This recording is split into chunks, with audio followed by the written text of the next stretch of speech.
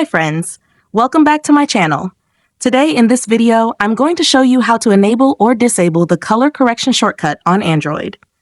Please consider subscribing to my channel and liking this video. Let's get started, guys. Step 1. First, unlock your Nothing phone.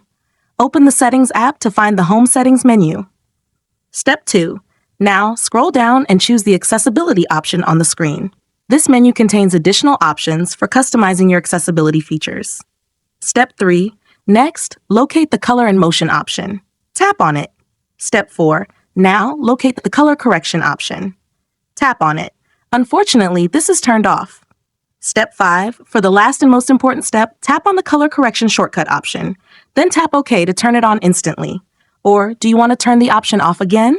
Then, tapping the option will turn it off by itself. If you found this tutorial helpful, don't forget to like this video and subscribe to my channel. Thanks for watching, and see you next time!